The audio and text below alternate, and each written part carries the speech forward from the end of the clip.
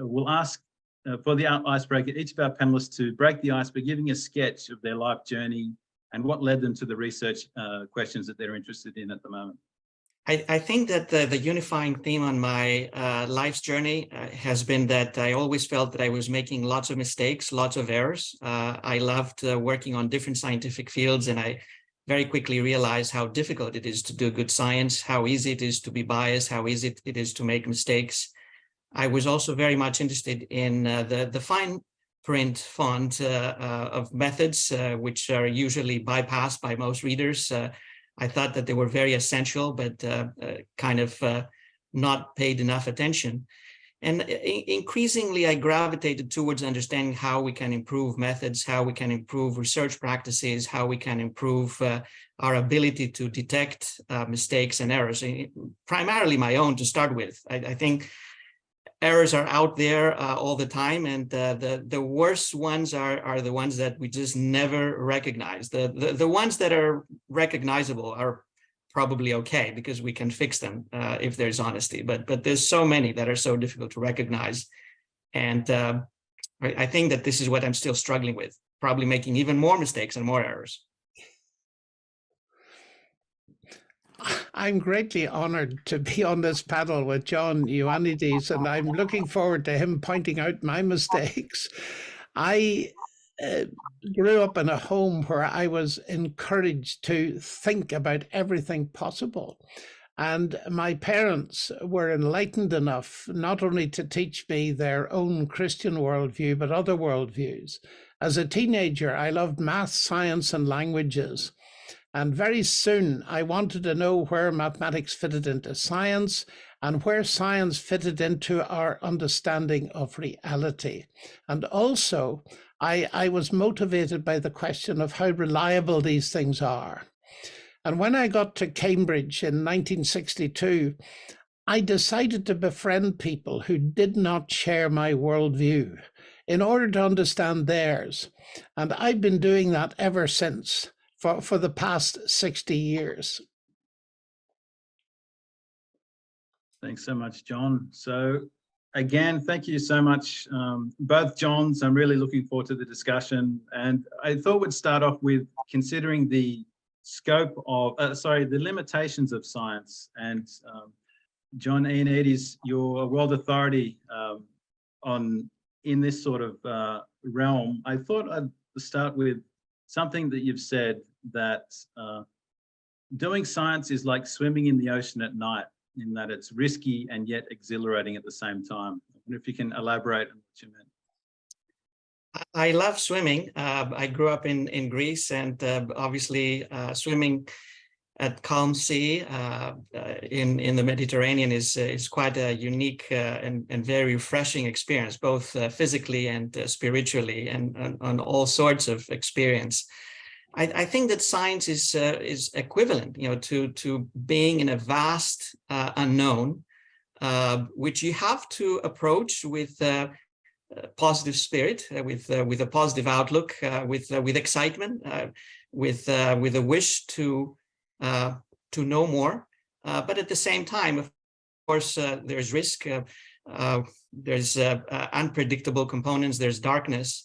And you have to do your best in order to try to get the most out of that experience. So not to make people stress that it's a place where sharks are floating around. Yes, there are some sharks of conflicts and people who just want to make money, and others who don't care about the truth, but they just want to manipulate anything to their advantage.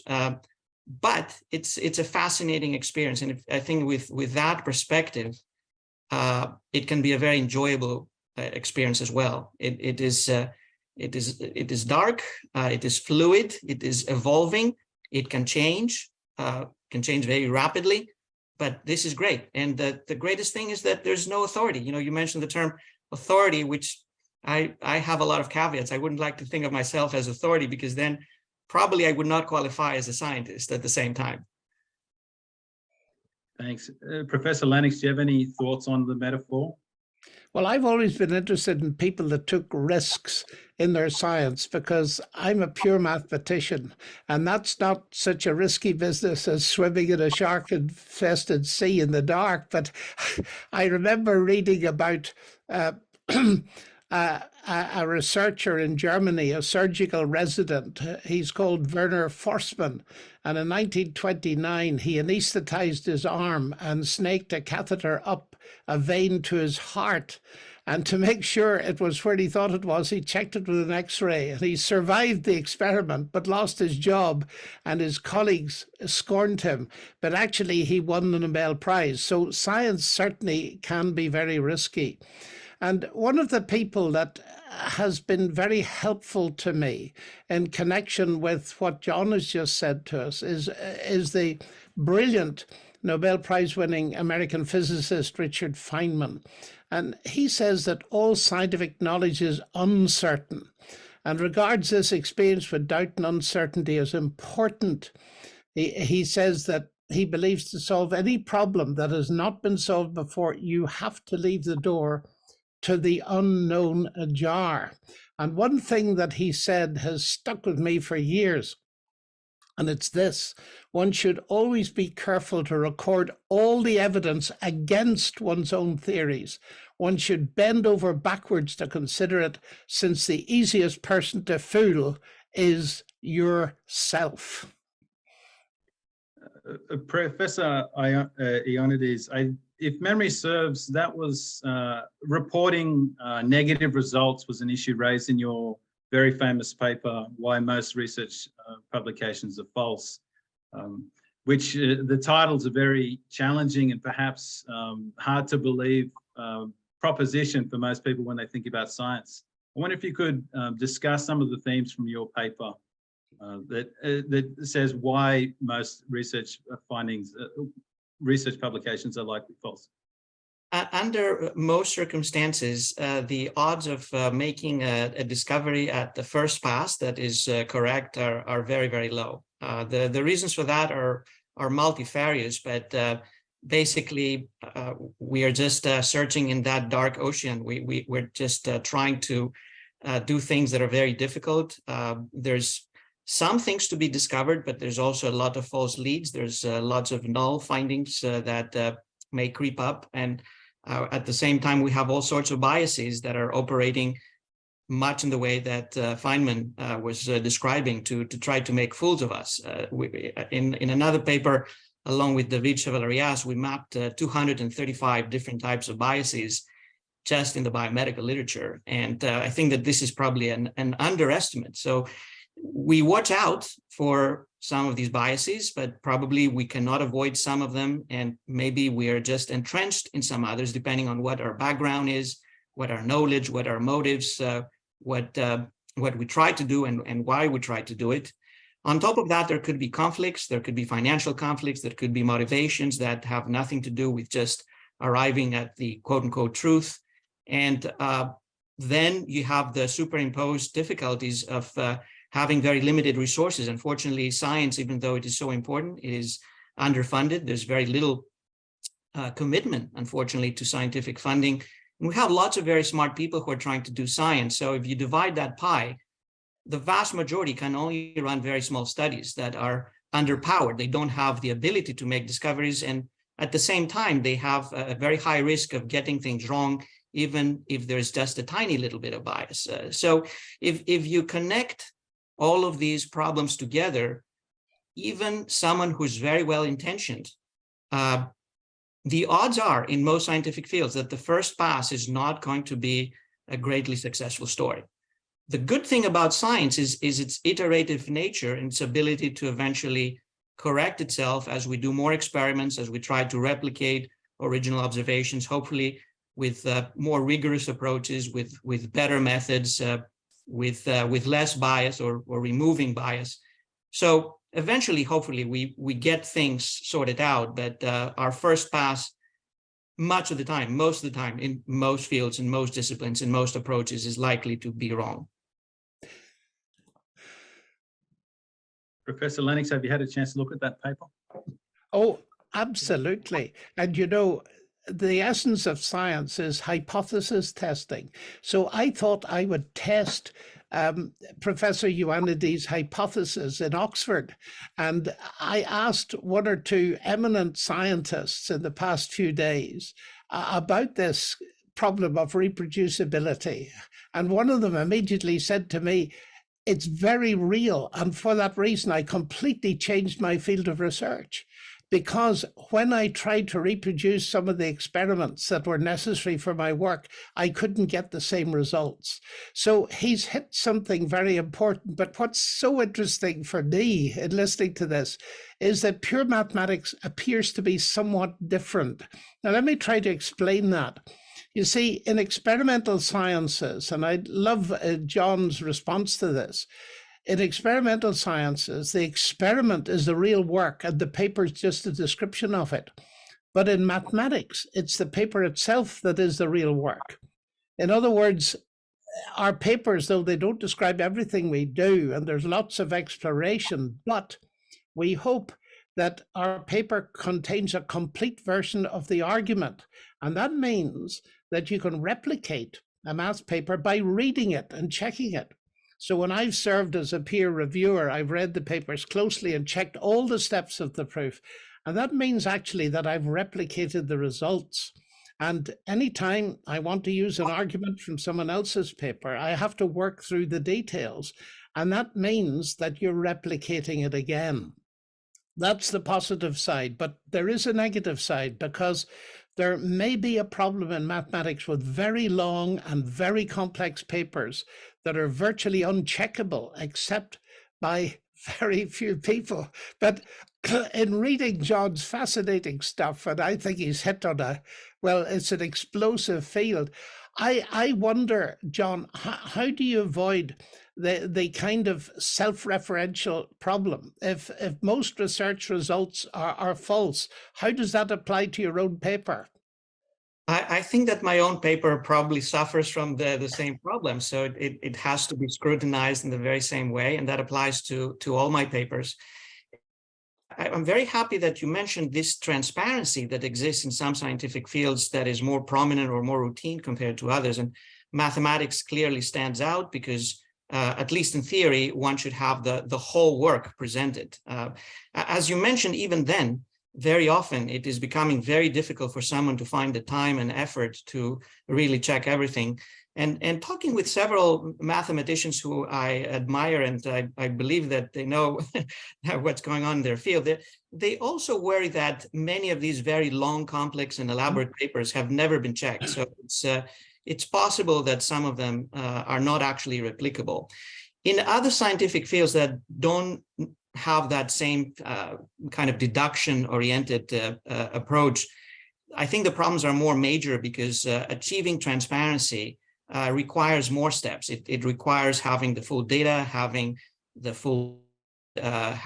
protocol, exactly what was pre-specified, how things were done, how information was collected, how it was cleaned, how it was processed, how it was analyzed, whether there were any problems in the process that were recognized, or the worst is problems that were not recognized. And all of that is very difficult to be fully transparent about. Of course, we can be more transparent than we are at the moment in most scientific fields. So in the last several years, I think there has been substantial progress in many fields who are recognizing the need for more transparency so as to allow that reproducibility to be achieved and also make the information more usable, more testable, more usable, more reusable, more integratable with other data and other studies. But you're suggesting, I think, and it strikes me as very important, that the pressure to publish, particularly for younger researchers, means that there can be a huge temptation to cut corners? We have empirical evidence that what we call questionable research practices are very prevalent. And to some extent, it could be a matter of training, just people not having been trained that these are not really the best way to run their studies and to run analysis, and cutting corners is not a good thing. But to some extent, it could be, as you say, the pressure to discover something, because making that major discovery is linked to recognition, fame, to getting a job, to getting promoted, getting tenure. So our incentives are aligned with people who are successful, quote unquote successful, rather than rigorous. And I think many scientists have started to recognize that we have some mismatch here. We need to find ways to reward and promote people who are very rigorous. And being rigorous means that very often you just don't find anything that is very exciting, but that's okay. I think that I'm happy to be a failure among with millions of others, and perhaps some more lucky people just make these big discoveries. But then the success of science is cumulative. It belongs to everyone. Was it Winston Churchill that once said, success consists in going from one failure to another cheerfully? Yes, but in reality, I think that especially for young scientists, we need to find ways to make them go through that valley of death, because it's not an easy feeling to witness these failures. I mean, they may start questioning whether it's themselves that they do something wrong.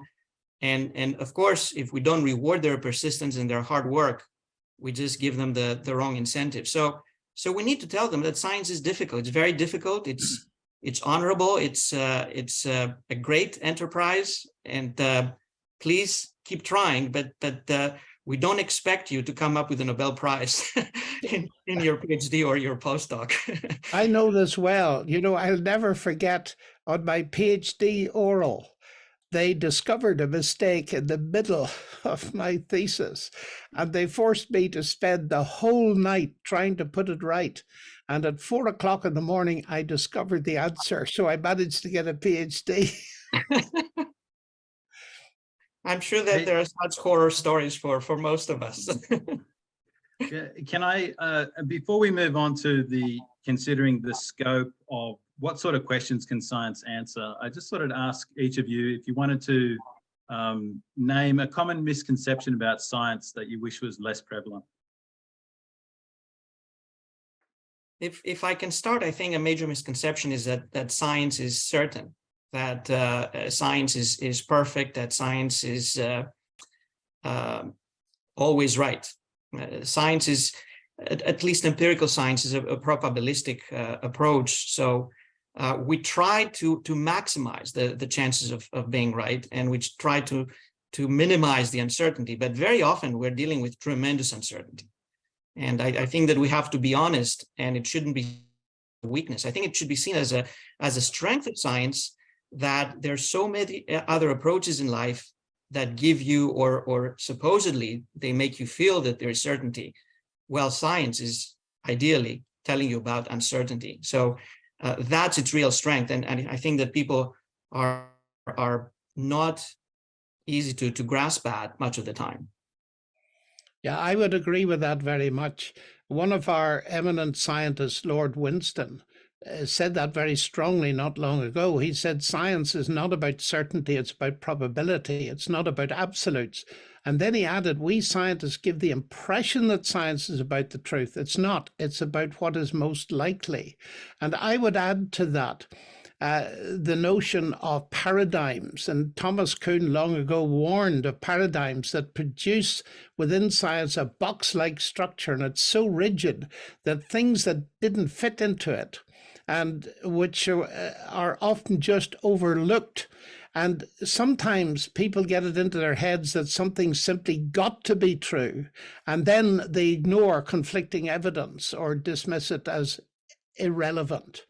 And being open to the possibility that you might be wrong, and that there might be some extra fact or argument that you haven't considered, you have to be quite humble to do that.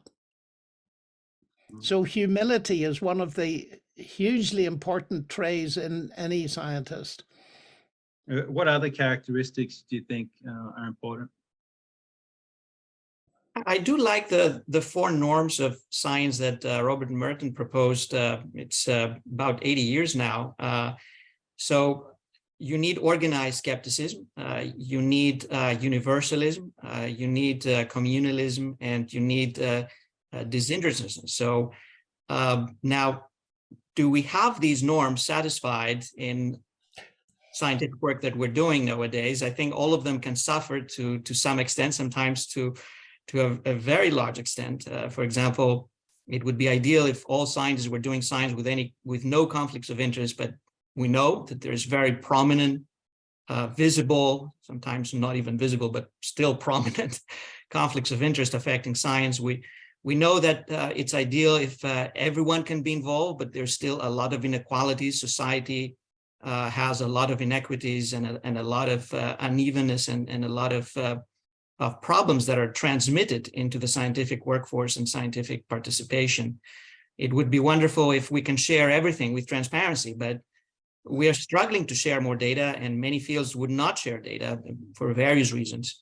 And even organized skepticism, finding the right dose of organized skepticism is always a challenge, because you don't want to become a nihilist at the same time, and you want to allow skepticism not only on your own side or based on your perspective, but skepticism from other people's perspectives, because only then you can have really a rounded impression of where we are and what the problems are. And I wonder whether, go ahead, Professor. Someone once told me that the original meaning of skeptic is to check out from a distance. And that is such an important thing. But there comes a time when you've got to give up your distance. And that's where the danger arises. Because science is done by people. And every person has got a worldview. And one of the problems is that we do bring preconceived notions, presuppositions, and a worldview to our science. We cannot avoid that. And I often say, yes, I'm prejudiced, but I hope I know what my prejudices are. We need to investigate our worldview. Now, of course, some things, particularly in my own field, pure mathematics, the worldview has very little impact. But if you're talking about questions of the origin of the universe or this kind of thing, then it's very different. But I think we're going to move on to the limits of science in a moment, because that's where it's very important that we're careful. So why don't we do that then? Why don't we transition to thinking about, so we've seen that science is hard to get right. It's as a result of our own frailties. It's like swimming with sharks, but certainly an important thing to do. How do we think about, so we'll think about the scope of science, like what answers can it address? I thought I'd start with Professor Ioannidis. There's a lot of important questions like, is there a right way to live? What's the meaning of human existence? Did the universe begin to exist? That don't seem to be tractable scientifically in obvious ways. How do you, as a working scientist, like to think about the relationship of science to these big questions about life? I think that science is a very powerful tool set, but you have to use it very carefully and in a very prudent way, and select your questions very carefully. I'm trying to think about the questions that I tried to answer in my last 10 papers that I published.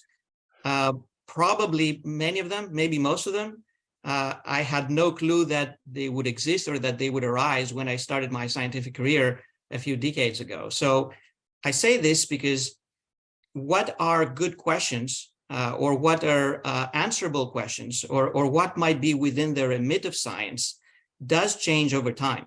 And it's very easy to understand that it depends on what kind of tools we have, what kind of measurement capacity, what kind of existing information we can build on to look for the next wave of questions.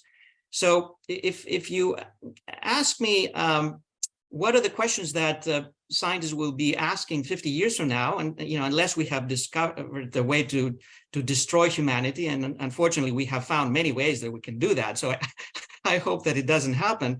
If we're still around, I don't think that I would be able to tell you what scientists would be able to ask. I think that many of the questions that now seem very weird and unreachable and impossible or beyond scientific reach may have been transformed to some extent in more manageable and more answerable types of questions. But I'm sure that there will be tons of others that would be beyond the reach of science. So it would be kind of an asymptotic approach. And if you pose questions as big as the ones that you mentioned at the beginning, I have to pause. You know, I mean, right now I'm trying to improve some statistical method or improve some predictive model for some clinical outcome, or you know, do a meta-analysis on some clinical trials, and you're asking me now questions that, goodness, my mind stops in trying to think how to go about it with my tool set. So this doesn't mean I wouldn't be able to get some very interesting questions addressed, and you know, some of the big questions of the past. For example, are stars gods? For example, science could answer that. You know, we could get evidence that stars are not gods. They're emitting light, and they're light years away, and maybe they're dead now. So we could move on and sharpen both the scientific questions and also what are really the important main questions that probably science cannot really touch. Science has been actually very good, as you say, in destroying false gods, like worshipping bits of nature. The interesting thing to me is that Sir Peter Medawar, who's quite a hero of mine intellectually, who wrote a wonderful book years ago called The Limits of Advice to a Young Scientist. And he said it's very easy to see that science is limited because it cannot answer even the simple questions of a child. Where do I come from? Where am I going? And what is the meaning of life? And for questions like that, you have to turn to literature, philosophy, religion, and so on.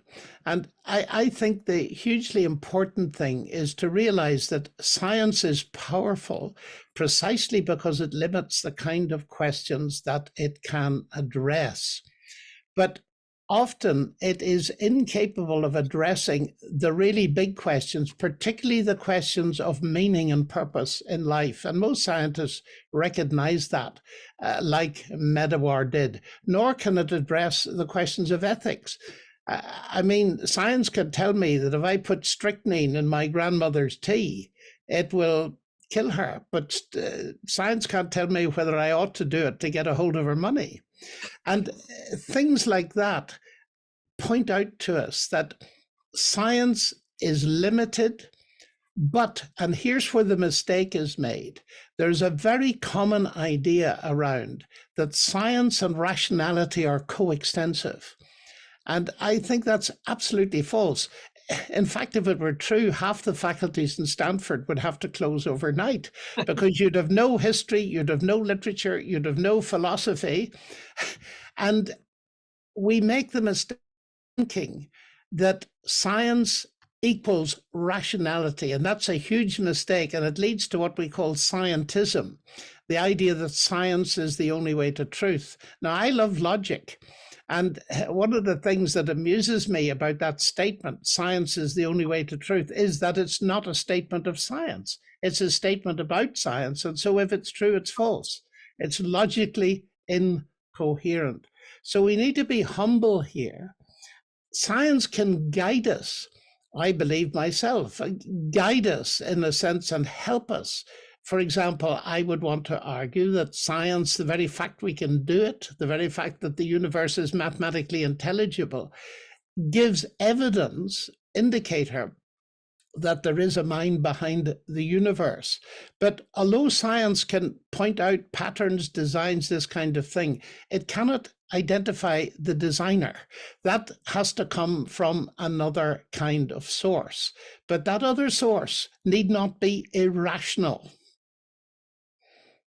I would even question whether there's another way to kind of prove or identify the designer, you know, with a rational or irrational approach. For example, there's a whole tradition of apophatic theology, which of course is very dominant in the Eastern Christianity. You know, I was raised in Greece, so I apologize if I'm using terms that may not be very familiar to a wide audience. But basically, what that approach says is that you cannot really say what God is, and you know, you can only say this is not it, this is not it, this is not it. Yeah. And the tradition is very strong also in other religions, kind of not feeling that we're able to answer this type of major question. I have a problem with apophatic theology. I very much appreciate, because I've met it in Russia particularly, I appreciate the idea that trying to pin God down is a very risky business. But on the other hand, if I think of getting to know you, John, I could look at you externally, scientifically, and measure your brain waves and all that kind of thing. But I'd never get to know you. The only way I can get to know you is if you reveal yourself to me.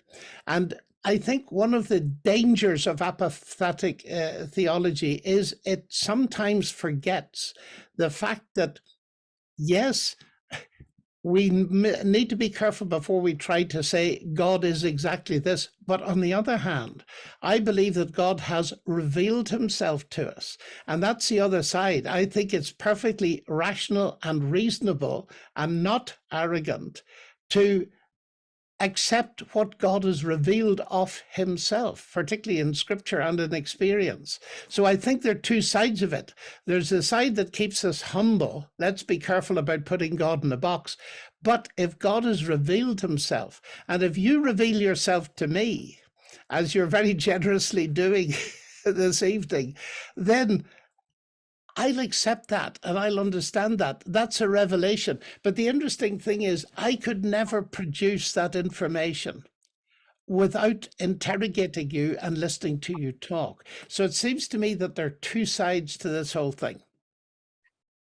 No doubt. And obviously, these are not questions that can be answered. I think that we both agree on that.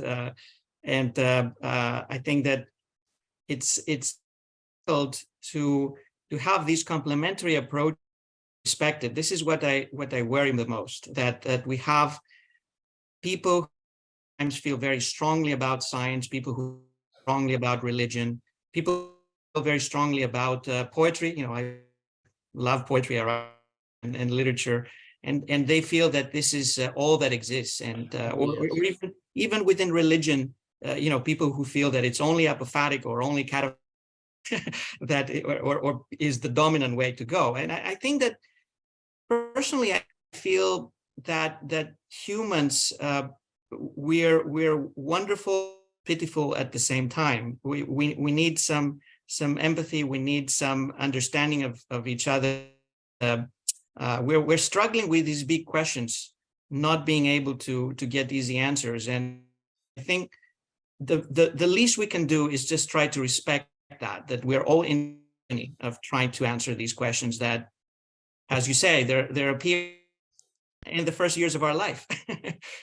So, Professor Ioannidis, if I'm just picking up and understanding what you're saying, it sounds a bit to me like you, and confirm if I'm right or wrong, you think maybe religious claims are beyond, are not the sort of thing you can have evidence for? Is that how you'd see the relationship between religious belief and evidence? So it depends on what you include within religious beliefs, because I mentioned the example of stars being deities. And of course, this is something that can be subjected to scientific scrutiny. And much like science not being something very uniform, there's different definitions of science, there's different approaches and philosophies that try to define what science is or should be or should do. At the same time, there's many religions.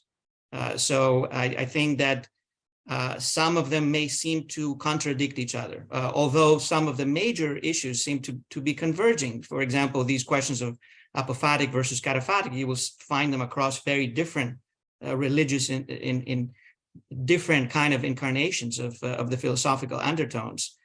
So I think that it's good to have a respectful discourse between science religion understand that science can do an X number of things. It can be very useful. Religion has a role in human life, regardless if someone wants to believe in one faith or not believe, or I think everything is to be respected, because we're all struggling with these huge questions in an ocean of darkness. You can see the same ocean, in St. John of the Cross. The darkness of the night and of the soul is very parallel to that. The analogy that I tried to use for describing science. So we have to understand that it's not easy for any of us, and we should try to help each other as we're facing these major existential dilemmas and challenges and stressors. I think that's right. I think that one of the things about darkness is it enables you to see the stars if there's any light there, and certainly it enables you to see the sun. But one of the issues I think that fogs this whole discussion is the concept, which is very widespread, that science does not involve faith and religion does. I think that's absolute nonsense. And the important thing, let me quote Max Planck, who won the Nobel Prize. He said once, anybody who's been seriously engaged in scientific work of any kind realizes that over the entrance to the gates of the temple of science are written the words, "You must have faith." It is a quality that scientists cannot dispense with. And I remember coming across Einstein's work, where he said he couldn't imagine a scientist without that faith. Now, he didn't mean religious faith. He meant faith in the rational intelligibility of the universe. You cannot do any science without believing that. So science has its own credo, and that means that there's a convergence that many people don't realize between the scientific outlook and the religious outlook.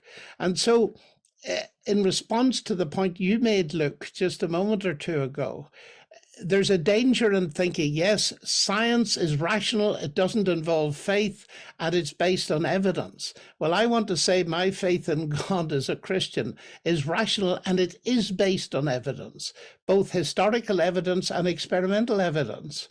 And so, to my mind, the ways of thinking are somewhat similar, although, of course, the issues are greater. In other words, pure mathematics makes less claim on me than my faith in Christ.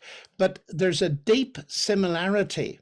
And the whole question of evidence, which is crucial to John's work, I know, and it's crucial to my work, I think it's important to realize that evidence-based commitment, and we're always talking about evidence-based research, particularly in epidemiology, I think, is extremely important. And it's important in my attitude to my own Christian faith. Professor Lennox, if I could just ask, you spoke about having evidence for faith or evidence for religious belief. You sometimes hear people saying that if you have evidence for something, then you no longer need faith. So are they operating with a different idea of what faith is? I think they're not thinking. There's very strong evidence that smoking causes lung disease. And my college head, Richard Dahl, one of the most famous epidemiologists in the world, discovered that. But I notice there are many people that know that that's true, but they don't commit themselves to it. They don't believe it. I think that's absolute nonsense, that if we know something, we don't commit ourselves to it. Of course we do. I know about Newton's laws, but I also believe them. I believe that they work. They give us a helpful handle on some aspects of the way in which the universe works. So I don't think that faith displaces knowledge. That is a category mistake, I think, philosophically. I think that you're making a very interesting point, and I think that faith is important in science as well. Perhaps we need a different term or something to differentiate the type of faith that is involved in science. For example, Bayesian thinking can be considered as one way of modifying your faith in different circumstances with different evidence. You change your prior to a posterior belief. I mean, belief is that we use. But of course, it is different, I believe, qualitatively to the belief or the faith that is involved in religious feeling, without saying that it is better or worse. There's also other terms that are very important. For example, the notion of making mistakes, which I started my my presentation. There's the notion of sin, which is the equivalent in religion. And basically, if you look at, for example, Saint Gregory Palamas and the prayer, Jesus Christ, forgive me, the sinner, which is very central. Forgive me, who makes a lot of mistakes. And this is very close to a scientist who also makes a lot of mistakes. But there's qualitatively a difference in the type of mistakes, and I think it's the ethical coloring that makes that difference. And you said, ethics goes beyond science. It goes beyond everything. It's a different coloration that can change how we perceive mistakes, how we perceive faith, how we perceive beliefs, how we perceive even evidence, and how we interpret and how we act on evidence, whether we do something or not do something. Well, you yourself have made a very important point that I always say to people when they said, can you talk to us about faith? I say, faith in what? Because unless you qualify it, the difficulty is, I think, that we use the word faith for several different things. We use it for religion, the Muslim faith, the Jewish faith, the Christian faith. But we also use it for my subjective belief in anything at all. Some people have faith that the Irish rugby team is going to win the Grand Slam. And one might ask, have you got evidence for that? So it's very important to distinguish faith in what and faith about what, because our attitude to trusting persons is slightly different from the question of having faith or trusting in propositions. And of course, when we're dealing with God, I often remind people, God is a person. He's not an equation or a proposition. He's a person, just like trusting you or you trusting me. We're trusting a person. Now, we don't trust persons, at least I hope we don't, without some evidence on which to base that trust. But it's a much more holistic kind of evidence. It's much more complex. So in that sense, qualitatively, it is very different. And you're right in introducing the ethical dimension. If I make a mistake in pure mathematics, I don't think I'm sinning. But if I cheat and produce results that I know to be false, then I am sinning and I need forgiveness. And that is one of the very important evidences to me of the truth of Christianity, because as human beings, we struggle, we fail, we have made mistakes. And you started on the question of mistakes, and it's hugely important in the Christian faith. It's encapsulated in the statement, all have sinned and fall short of the glory of God. And to my mind, one of the reasons I'm a convinced Christian is I believe that Christ has provided the solution of that. It is death and resurrection. Now, that's a very complex thing. But on the other hand, it has been the doorway for millions of people to find peace of mind and peace of heart. So you're right, there's a qualitative difference.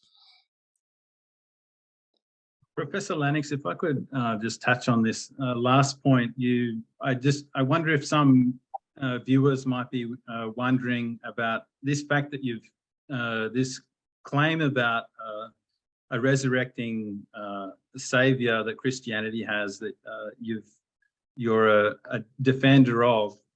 People might wonder, well, how can we have evidence for that sort of an event? How is that something that you can have faith in this evidence-supported sense that you've been talking about? Well, I believe that we can approach it in two ways, very briefly. The first way is to look at it historically. there is a claim that God raised Christ from the dead. That has had an effect on history, and we can approach it in the way we approach unique events. Science normally deals with the repeatable, but it often deals with the unrepeatable, like the origin of life and the origin of the universe. So we have to approach this in the same way as I might approach what is the evidence that Caesar invaded Britain in the ancient world. And I think that we have very strong historical evidence. For example, the Christian church arose out of Judaism, which is not a proselytizing religion. The claim that Christ rose from the dead was testable at the time. And there's evidence from the Gospels that the first notifications of that resurrection was put around by the authorities that tried to seal the tomb. And if they could have produced the body of Jesus, that would have finished the whole thing, but they didn't. And so it seems to me there's a resurrection-shaped hole in any attempt to explain that on naturalistic grounds. And then finally, this is a huge topic. And actually, there's a Veritas booklet by me written about it, if I might mention that, a very talk.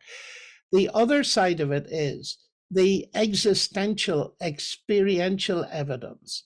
And it goes something like this, that Christ claims that if I trust him, then certain things will happen. I will receive forgiveness. I will receive peace. I will actually receive a new power to live. And I've tested that many times. I meet students all over the world, and perhaps they're in despair, they're in a mess, they're dependent on narcotics. And then I meet them 6 months later and they're beaming. And I say, what's happened to you? Now, they may put it different ways. They may say, I became a Christian, I met Christ, etc. But when you see that again and again, that people who've taken the claim that Christ is risen and therefore alive and applied it to their lives, and it's transformed them. So instead of alcohol, narcotics, there's food on the table, broken relationships are healed. Then I begin to say, well, 2 + 2 = 4. That is evidence. It's not proof in the mathematical sense, but then you only get proof in the mathematical sense in mathematics, not in the rest of science. How does that sit with you, Professor Ioannidis? These are very interesting arguments, and I have struggled with both the historical and the existential components. And I have to say that here I'm walking away from the domains where I know very little to a domain where I know next to nothing, or probably just nothing. But let me try. So I think the historical arguments are interesting, but I feel threatened that they can be misused. They can be misused by people who have very different motives or different priorities. There's no doubt that an amazing civilization was based on Christianity, on Christian faith. When one visits Istanbul and sees Hagia Sophia, Santa Sofia, or going to Rome to see the Capella Sixtina, or hearing Johann Sebastian Bach, his so devoted music. I mean, the sense of elevation is very unique when one sees the mystic tradition, Mount Athos. I mean, there's spirituality. There's a lot that civilization has achieved through Christianity. But one can say that there's other religions that have also achieved very high peaks of achievement, of human achievement, and in very different ways that human spirit and human soul and human intellect can perform. And also, someone might give the opposite argument that in the name of different religions, lots of crimes have been committed, horrible crimes. And I think that what I hate the most is hear people who say that there's all these crimes committed in the name of religion. Well, science has not done that. My answer to want to defend science, but science has not had that many opportunities yet. So religion has been out there, or at least religious powerful people have been out a long time to do lots of bad things to humanity. And of course, I think that they're to blame personally, not not the faith that they're serving, which probably they have misserved in almost all of these circumstances. So I do have problems with taking the historical arguments as proof. I mean, they're very interesting. Now, the existential, I said that with very poor words just before what John Lennox said, that yes, there's a lot of agony out there. There's a lot of people who are seeking to find answers, who are seeking to find meaning, who are seeking to find something to hold to. And the worst that I can do as a scientist is go out and tell them, oh, I'm a scientist, I know everything, and you're morons, and you just try to stick to something that is very weak. No, we are all very weak. We are all in that same boat, in that same ocean. And whoever can really find something to make them feel better and to feel a better person, to make them feel that they can offer more to other human beings and help other humans, I think that this is wonderful. So I fully respect that. I don't see it as a, I see it as something very human, something very basic for our existence. Professor Lennox, I should let you respond to that before we wind up with move to question and answer. Yes, well, John has raised some extremely important points. First of all, the idea that religions have been cruel and created wars. And sadly, that's true. I come from Northern Ireland, and I know what it's like to live in a divided community. And when people ask me about that, you as a Christian, how can you be a Christian with the kind of Christianized terrorism that was in your country? And I say, I'm utterly ashamed of it. I'm ashamed that the name of Christ was ever associated with an AK-47. But I want to tell you why I'm ashamed of it. Because Christ himself refused and told his followers not to use violence. And that's extremely important. He was put on trial for being a terrorist. Actually, we forget that. And the Roman procurator declared him absolutely innocent. And the reason was fascinating, because he asked Jesus directly, was he a threat, a political threat?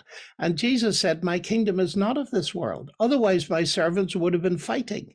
So he's against physical violence. And then he put it very clearly when he said, to this end I was born, to this end I came into the world, that I should bear witness to the truth. And Pilate famously responded, what is truth? And he went out and declared Jesus innocent of the charge of fomenting violence, which is the accusation that's often made, because Pilate had the sense to see that the one thing you cannot impose by violence is truth. So I think there is an answer to that question. But secondly, I'd want to say that science and technology have been responsible for weapons of mass destruction. And so science is not to be exonerated. But I'd want to make a final point of that science, in a way, is a gift of the Judeo-Christian tradition. C.S. Lewis once wrote this. He said, men became scientific because they expected law in nature, and they expected law in nature because they believed in a lawgiver. So I'm not ashamed of being a scientist and a Christian, because arguably it was the Judeo-Christian tradition that gave me my subject. There's a strong link between science and modern science, that is, and the Christian faith. So a lot of these questions need more investigation, and John has very important points. They deserve serious reflection. Thanks so much for that. And if we can move to the question and answer, unless Professor Ioannidis feels a burning desire to respond to anything there. Shall we move on to the question and answer? Absolutely. I think that I'm learning a lot, and I hope that I learn even more during the Q&R. Great. So we've got many questions, and we've got about 20 minutes or so to answer them. So one question that we have is, does science have the ability to detect God, as some in the intelligent design community or those who endorse testing samples of suggested Eucharistic miracles suggest? I'll throw that open to either of you.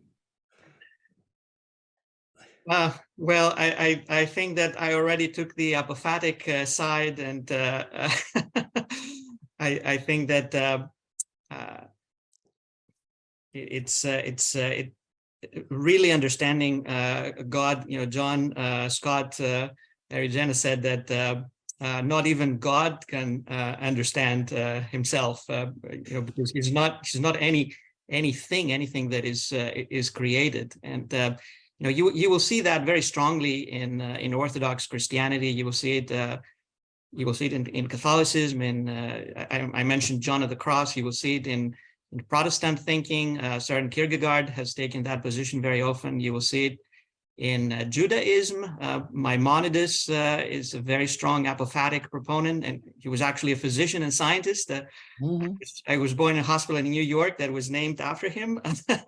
And it's there in Islam even to some extent sometimes. So I think that just providing definite scientific proof, I'm wondering whether then we have not proven God, but something else. Well, my response to that is the problem with the term intelligent design is it means different things to different people. But the idea that there is an intelligence behind the universe is very ancient and is common to a number of religions, particularly the three great monotheistic religions. And first of all, in Hebrew poetry, the heavens declare the glory of God. There's that kind of evidence. Now, I would emphasize with John Ioannidis that this is not proof. We need to be careful with the word proof, because proof in the sense of a logical sequence of steps based on agreed rules of inference is only in pure mathematics. It's not even in mainstream science. So we need to leave the word proof aside. But we can have proof beyond reasonable doubt in the sense that enough to commit yourself to it.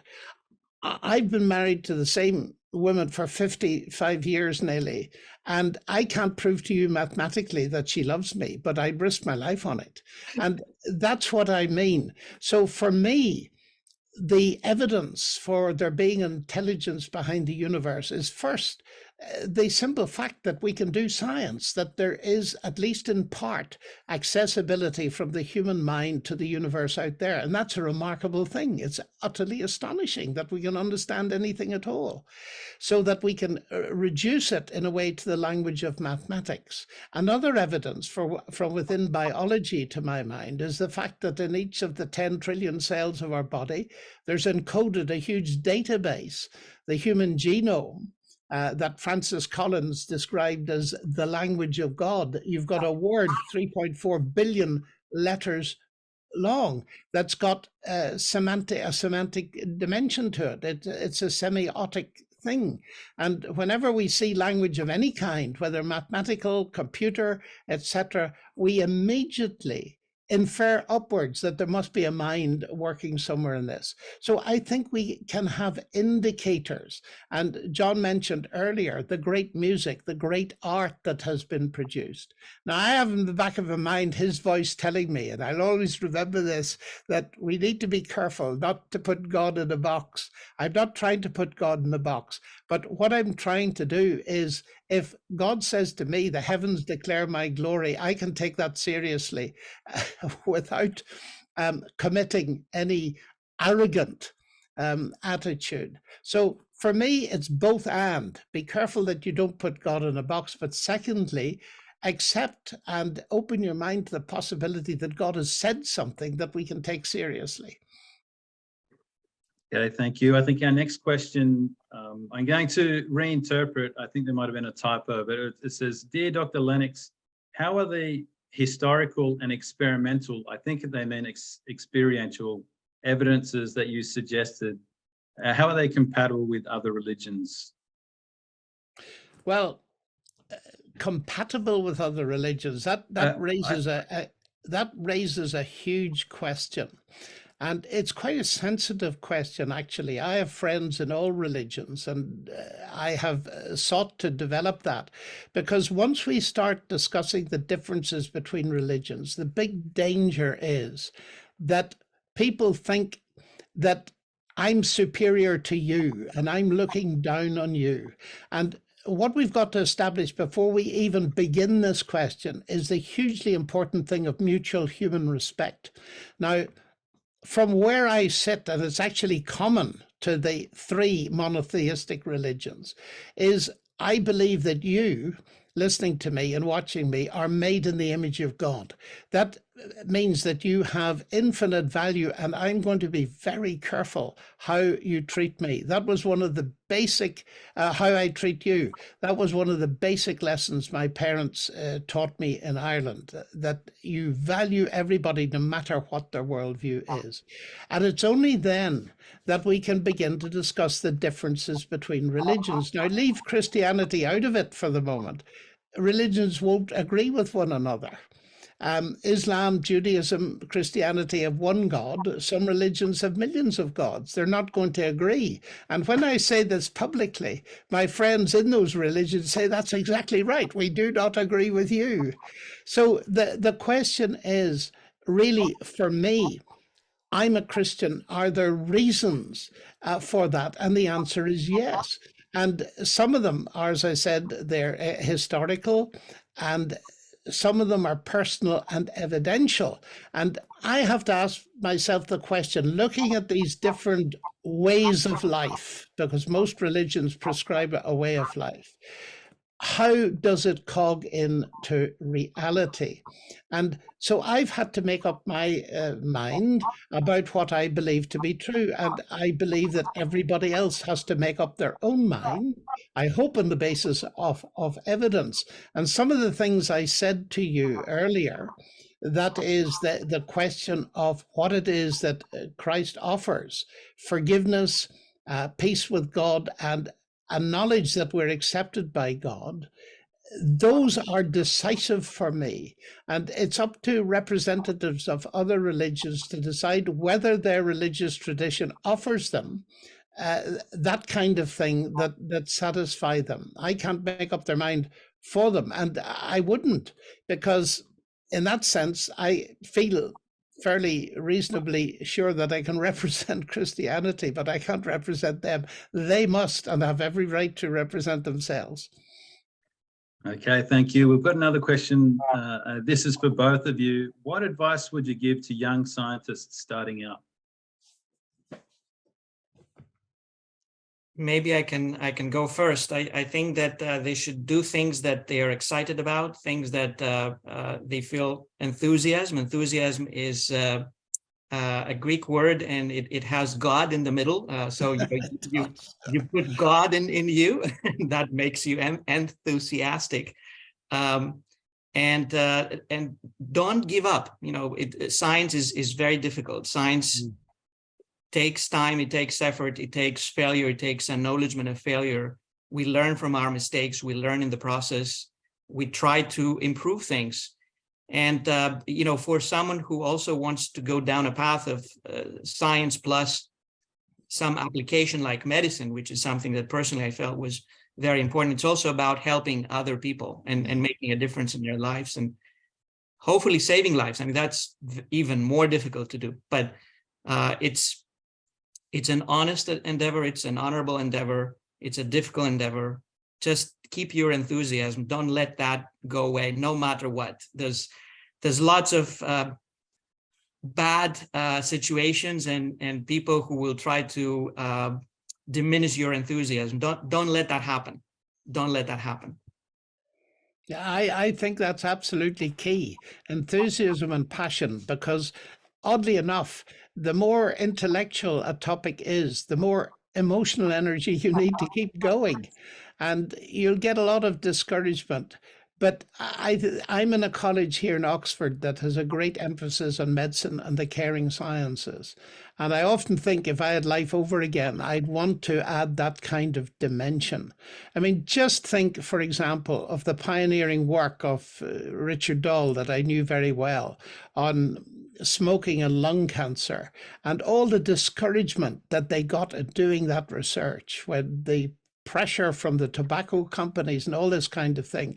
And I remember him saying to me, John, he said, the moment I saw that there was a connection, I gave up smoking that very day. And millions of lives have been saved through that. Now, not every researcher will live to do that, but every bit of pioneering research requires an army of lesser people who will never get all that public recognition, but whose support work is enormously important. So if you'd like to be a scientist, go for it. And there's no better place to do it than Stanford, but I shouldn't be saying that. Thanks. We've got a question for John Lennox. How can I, as a student, address someone who argues for scientism?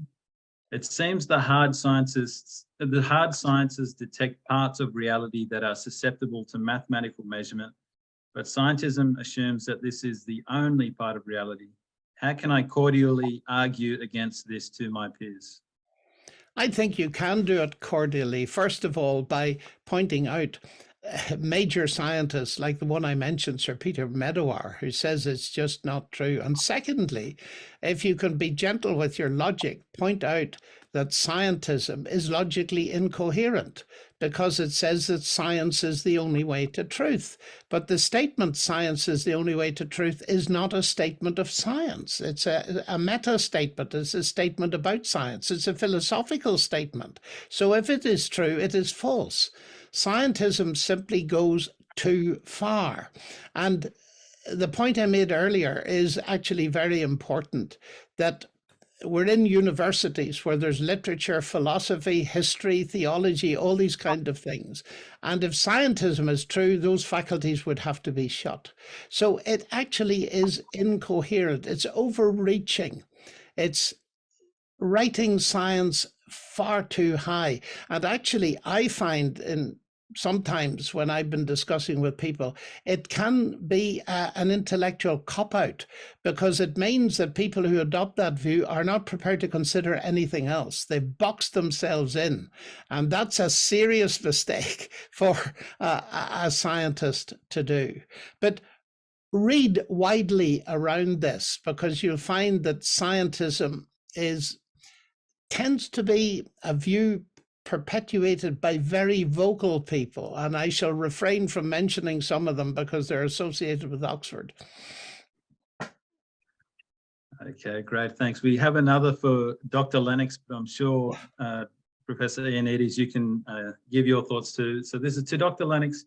Regarding the claim that science cannot answer questions of ethics, if questions of ethics are questions of optimizing human well-being, and science can offer insight into how we can optimize well-being through neuroscience or economic policy, medicine, technology, etc., then how can we say questions of ethics are too large for science? Can we not break them down into smaller, actionable steps with the tools of science? Well, of course we can. What I meant was simply what Einstein meant and Richard Feynman meant, that science doesn't come with a label saying you ought to do this or you ought not to do that. But science can help us make ethical decisions. And that's important. It can tell us, for example, whether an unborn fetus suffers pain and at what stage and all this kind of stuff. So that your questioner is perfectly right. We can use science to give us ethical indicators. But in the end, deciding oughtness is not something that can be deduced, as David Hume saw long ago, from isness. And I would still want to make that distinction.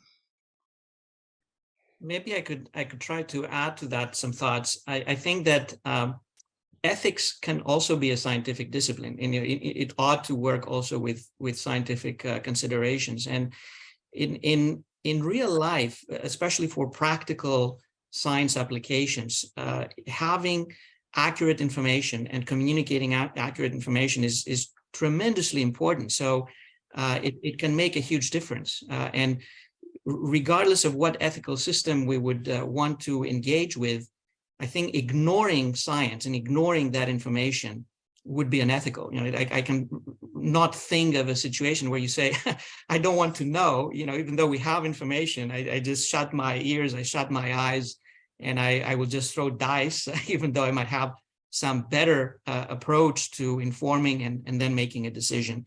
I think that we always have to try to strike a balance. You mentioned scientism, which I agree, it's a major threat for science primarily, not for religion. I think it's a threat for science.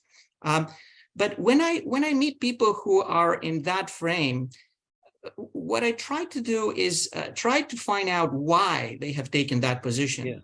Because that's revealing, and one can learn a lot. For example, many people who go into scientism, they go there because they want to react to pseudoscience and conspiracy theories and misinformation and disinformation that is really widely spreading worldwide. We have tons of pseudoscientific stuff are just polluting our life every day. So in a sense, that scientism has good intentions. It's trying to get rid of that mass of wrong information. But of course, it's a maladaptive reaction. So the same applies to ethics.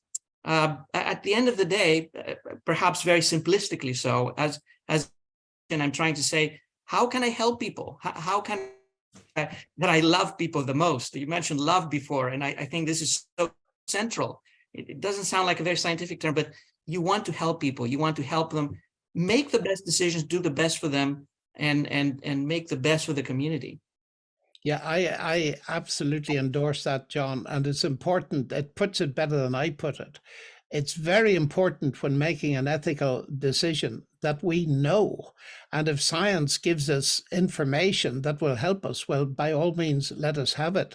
And as for scientism, I have used the term in writing about it, scientific fundamentalism. And often I think you're right, it's a reaction to religious fundamentalism. And both fundamentalisms have got their extreme dangers. And therefore, it seems to me to be important. And I liked also the point, and I tried it. I play Socrates a lot of. He's one of my heroes from a wonderful Greek philosophical tradition. And that is to ask people why they hold particular views. That can often lead to a much deeper conversation and indeed friendship, because they respond, they think, well, here's someone who's actually interested in why I believe what I believe. And very often you discover that there are some good reasons for them having that overreaction that you can then discuss and perhaps bring them to a better sense of balance and equilibrium. Okay, well, thank you, gentlemen. This has been a lot of fun. We'll just wind up the forum with a final question to both of you. And that is that Dr. Ioannidis has said that despite the many challenges we face, worldwide poverty, global warming, pandemics, wars, we should focus on the positives. What reason can you give to be hopeful or optimistic about the future? And we'll ask the same for Professor Lennox. I would say we're humans. I want to trust humans. I want to love humans. I want to give us a chance. Well, absolutely. And one of the things within the pandemic and everything else is the marvelous successes of science in producing a vaccine and saving millions of people's lives. So even within the terrible state that parts of the world are in, there are rays of hope, and some of them, thankfully, have been brought there by scientific research. Others have been brought by humanitarian generosity, which is the other side of this, loving one's neighbor as oneself.